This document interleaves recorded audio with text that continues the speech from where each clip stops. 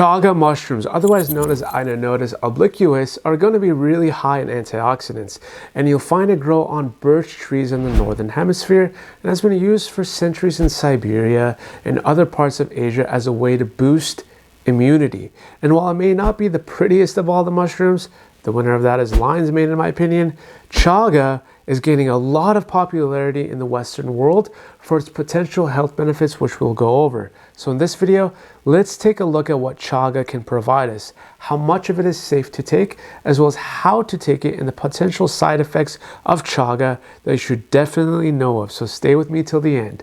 Also, real quick guys, before we get started, it would mean the world to me if you hit the like button down below for the YouTube algorithm and turn the bell on next to it to stay up to date with new weekly videos. Now, first off the bat, chaga mushrooms have one of the highest ORAC scores of any food. That's what makes them so unique. ORAC stands for oxygen radical absorbent capacity. The higher the ORAC value, the better the food's ability to protect the body from free radical damage. And as a comparison, it's about 40 times higher than acai berries, if that says something.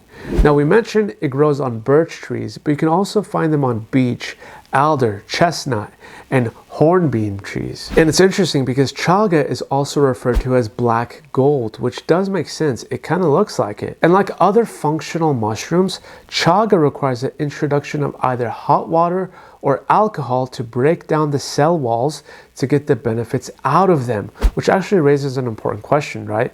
Which of the micronutrients present in chaga are able to be extracted through hot water and which need to be extracted with alcohol? Well, with hot water, you'll get the polyphenols, polysaccharides, and beta-glucans out of it. And with ethanol extraction, you'll actually get higher levels of triterpenes, sterols, and lignans, which make up some of the chaga's most impressive characteristics. But with that said, let's talk about the three most studied properties of chaga, starting with the first being its role on immunity. In some animal studies, chaga is said to boost the immune system by increasing the production of certain immune cells, including interleukin-6, as well as T lymphocytes, which was found in this study on mice. Increased levels of chemically protective cytokines, including IL-6 and TNF-alpha, which are well known to stimulate stem cell recovery and hemopoietic regeneration after bone marrow damage, were also observed in the serum of chemically immunosuppressed mice treated with the chaga mushroom water extract. And if you don't know, cytokines are the immune system's chemical messengers. They stimulate white blood cells, which are the immune system's first line of defense. The second area in which chaga has the most research behind, it's its role on cancer. Now, it's important to note that human studies are needed in order to make strong conclusions about chaga's anti-cancer potential. Currently, there are no strong studies done on humans. I think the last one was done in 1973, which is a long time ago. Hopefully this can change one day.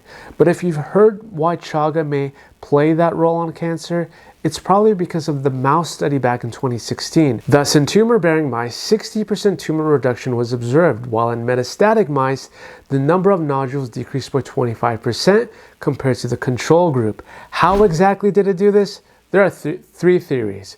1, apoptosis-inducing activity. 2, changes in tumor microenvironment such as suppression of angiogenesis, which is basically cutting off new blood vessels of the cancer. And 3, improvement of the chronic inflammation in adipose tissue. So that's the second area. The third area with the most research surrounding chaga is for inflammation, especially the methanol extracted type.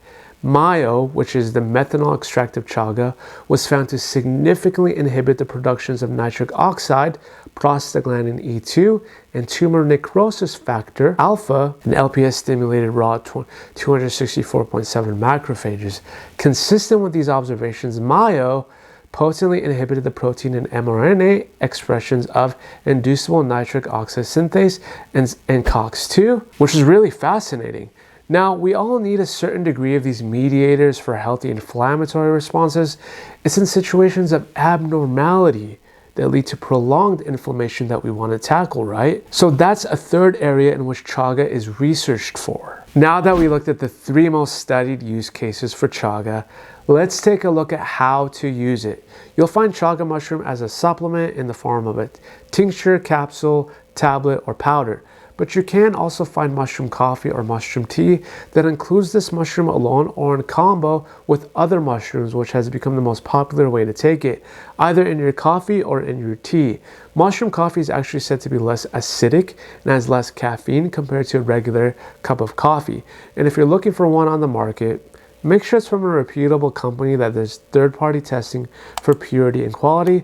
I've left below a few that you can check out in the description below if you're curious. But let's talk about some 4 safety tips that I feel are left out in other videos that I find very important. Firstly, if you're pregnant or breastfeeding, it's best to avoid these mushrooms because their use has not been studied in pregnant and breastfeeding women.